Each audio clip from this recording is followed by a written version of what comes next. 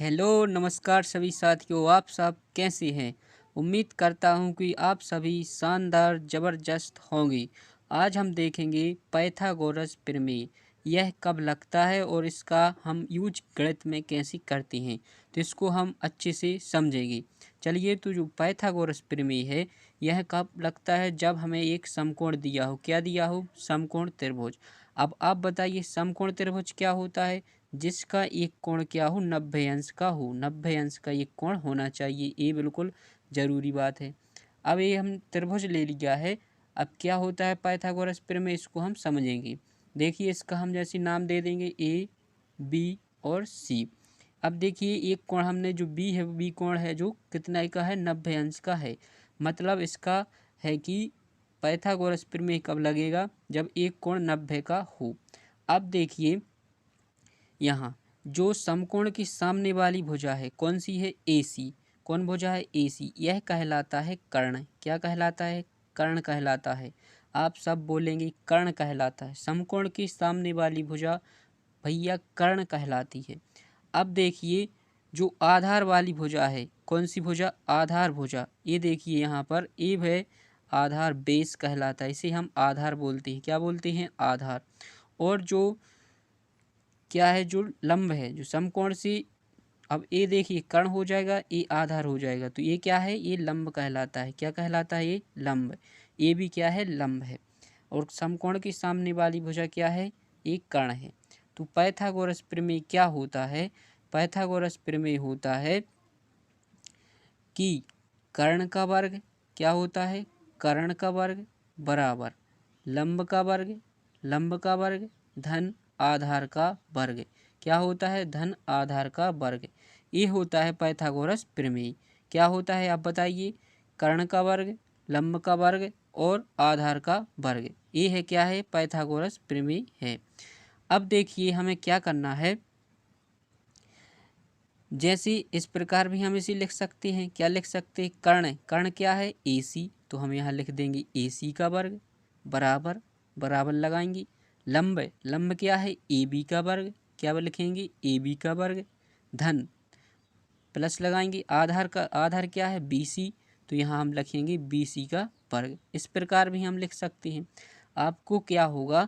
इन तीन चीज़ें हैं, एक मतलब कर्ण, फिर लंब और आधार। यहाँ दो चीज़ों की वैल्यू दी होगी, मान दिया होगा, आपको तीसरी चीज़ निकालनी होगी। तो आप बिल्कुल आसानी से निकाल सकते हैं। जैसे AC का हम मान निकालें तो AC का मान कैसे निकलेगा? इस स्क्वायर है, इसको हम बराबर की साइड ले जाएंगे तो वर्गमूल लग जाता है। ये आप जानते होंगे। यदि नहीं जानते तो अब याद रखना है। AB प्लस BC ये ज्यों का त्यों। अब देखिए, इसके बाद हम क्या समझते हैं? क्वेश्चन। कि आप पूछेंगे सर ये आप तो बता दिया कि क्वेश्चन कैसे आएंगे, ये आप बता दीजिए। तो हम आगे क्या करने वाले हैं? क्वेश्चन करने वाले हैं। अब देखिए, क्वेश्चन दिया है। ये देखिए, क्वेश्चन को आपको क्या करना है? सबसे पहले पढ़ना है। कैसे पढ़ेंगे? एक समकोण त्रिभुज है जिसमें लंब क्या दिया है? इन्होंने पहले बोल दिया कि समकोण त्रिभुज है। लंब कितना दिया है? 5 सेंटीमीटर। आधार है 12 सेंटीमीटर। और त्रिभुज की सबसे बड़ी भुजा, अब जो सबसे बड़ी भुजा है वो कर्ण कहलाती है। ये भी आपको ध्यान रखना है। देखिए, तो त्रिभुज, हम समकोण त्रिभुज लेते हैं। क्या लेंगे? एक समकोण त्रिभुज बनाएंगे। आपको समझने में बहुत ही आसानी होगी। देखिए, ये हमने समकोण त्रिभुज ले लिया। अब क्या करना है? अब देखिए, हम इसका नाम दे देंगे। इसको नाम क्या देंगे? ए। यहाँ आप कोई भी नाम दे सकते हैं, PQR ABC। अब देखिए, हमने क्या बताया था? जो समकोण के सामने की भुजा क्या कहलाती है? कर्ण। क्या कहलाती है? कर्ण कहलाती है। अब देखिए, सर आप बोल रहे थे ये कर्ण कहलाएगी, तो ये कौन सी कहलाएगी? लंब कहलाएगी। ये वाली AB है, ये लंब कहलाएगी। और नीचे BC है, यह कौन सी भुजा कहलाएगी? आधार भुजा कहलाएगी। अब हमें क्वेश्चन में क्या दिया है? अब हमें क्वेश्चन में दिया है जो लंब, लंब कितना दिया है? 5। कितना दिया है? 5। और आधार है, आधार कितना दिया है? हमें 12 दिया है। आधार है 12 सेंटीमीटर दिया है। पूछा क्या है? कर्ण। एक कर्ण का मान हमें ज्ञात करना है। तो कैसे निकालेंगे कर्ण का मान? ये देखिए, बिल्कुल सरल है, बिल्कुल सिंपल आसान भाषा में। ये देखिए, यहाँ से हम निकाल सकते हैं। हम लगाएंगे। देखो, सबसे पहले पहचान क्या है कि एक कोण हमें 90 अंश का होना चाहिए। तो यहाँ एक कोण 90 अंश का है। अब इसमें हम पाइथागोरस प्रमेय लगाएंगे। क्या होता है पाइथागोरस प्रमेय? कर्ण का वर्ग बराबर लंब का वर्ग धन आधार का वर्ग। क्या होता है? कर्ण का वर्ग, लंब का वर्ग और धन आधार का वर्ग, ये होता है।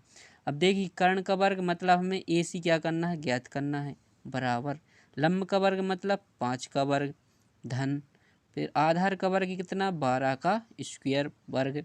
अब AC निकालना है तो AC का हम ज्यों को त्यों रखेंगे। यहाँ देखिए 5 का वर्ग करेंगे तो कितना आएगा? 25 आएगा। कितना आएगा? 25 आएगा। प्लस ज्यों का त्यों लगा देंगे। 12 का वर्ग करेंगे तो 12 ही 12 144 होते हैं। कितने होते हैं? 144 होते हैं। अब हम इनको जोड़ देंगे। AC का वर्ग बराबर 25 और 44 होते हैं 169। कितने होते हैं? 169। अब स्क्वायर को हम हटाएंगे तो कहाँ पहुँच जाएगा? स्क्वायर वर्गमूल बन जाता है। क्या बन जाता है? रूट लग जाता है। जैसे AC बराबर क्या आ जाएगा? वर्गमूल के अंदर आएगा 169। AC फिर इसको सॉल्व करेंगे तो AC बराबर क्या आ जाएगा? 13 सेंटीमीटर। कितना हो जाएगा? 13 सेंटीमीटर ही हमारा आंसर हो जाएगा। तो आप बताइए कर्ण है जो इसका मान हमें कितना मिल गया? 13 सेंटीमीटर आंसर हो जाएगा हमारा। इस प्रकार से आपको ये क्वेश्चन एग्जाम में पूछे जाएंगे। अब देखिए सर एक आध और करवा दीजिए, एक क्वेश्चन और समझ लेते हैं। क्या है क्वेश्चन? आपको ध्यान से पढ़ना है। क्वेश्चन देखिए, क्वेश्चन क्या है। एक सीढ़ी की लंबाई है 17 मीटर। सीढ़ी की लंबाई दी हुई है 17 मीटर। दीवार के सहारे क्या है? लगी हुई है।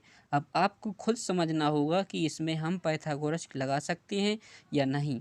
और दीवार से सीढ़ी की दूरी है 15 सेंटीमीटर, 15 मीटर है। कितनी है? 15 मीटर है। तो दीवार की ऊंचाई हमें ज्ञात करनी है। अब देखिए क्या बोल रहा है ये। अब देखिए आप क्या समझेंगे। जो दीवार है, अब बताइए एक सीढ़ी क्या कौन सी होगी? सीढ़ी है जो ये वाली है सीढ़ी। क्या है? सीढ़ी। ये है दीवार है, दीवार से लगी हुई है। कैसी लगी होगी? इसी प्रकार लगी होगी ना सीढ़ी। तो ये सीढ़ी कितनी? 17 मीटर। कितनी है? 17 मीटर। अब देखना है। और दीवार से सीढ़ी की दूरी, दीवार ए कहलाई, लंब है जो सीधी रहती दीवार, दीवार ए है। तो दीवार की सीढ़ी से दूरी है, ये दूरी दी है हमें। कितनी दी है? 15 मीटर। कितनी दी है? 15 मीटर। हमें निकालना है दीवार की ऊंचाई, AH हमें निकालनी है। दीवार की ऊंचाई निकालनी है। आप सब समझ गए होंगे। अब हम क्या करेंगे? यहाँ पर पाइथागोरस प्रमेय लगाएंगे। क्या होता है? कर्ण का वर्ग। यहाँ हम नाम दे देंगे कोई सा भी, A, B और C। क्या होता है पाइथागोरस प्रमेय? कर्ण का वर्ग मतलब AC का वर्ग बराबर लंब का वर्ग मतलब AB का वर्ग और धन आधार मतलब BC का वर्ग। समझ रहे आप? अब इसमें हम मान रख देंगे। AC का वर्ग मतलब 17 का वर्ग बराबर AB का वर्ग हमें ज्ञात करना है, यही तो ऊंचाई है सीढ़ी की। AB का वर्ग क्या करना है? ज्ञात करना है। धन BC मतलब आधार का वर्ग कितना है? 15, ये हमें दिया है। अब इसको हल करेंगे तो कितना होता है? 17 का स्क्वायर होता है 289। 17 गुणे 17 करेंगे तो 289 आएगा। फिर आएगा AB का वर्ग धन 15 का करेंगे तो 225 आता है। कितना आता है? 225। अब इसका हम पक्षांतर कर देंगे यहाँ। क्यों? क्योंकि हमें मान निकालना है AB का। तो हम पक्षांतर करेंगे जब, तो हमें क्या मिलेगा पक्षांतर करने से? कैसे होगा सर पक्षांतर? अब तो हल किए जा रहे हैं। देखिए AB रहेगा ज्यों का त्यों, इनको हम इस साइड ले आएंगे तो क्या होता है? चिन्ह बदल जाता है। 289 में से 225 क्या हो जाएंगे? माइनस हो जाएंगे, क्योंकि ये सो रहा है अभी पहले प्लस के थे फिर माइनस के हो जाएंगे। इनको हम घटा देंगे तो कितना आएगा? AB square. इनको हम घटाएंगे तो कितना मिलेगा हमें? 9 में से 5 जाएंगी तो 4 बचेंगे, 8 में से 2 को घटाएंगे तो 6 आएगा। तो कितने आएंगे? 64। अब इसको हम हल करेंगे तो क्या आ जाएगा?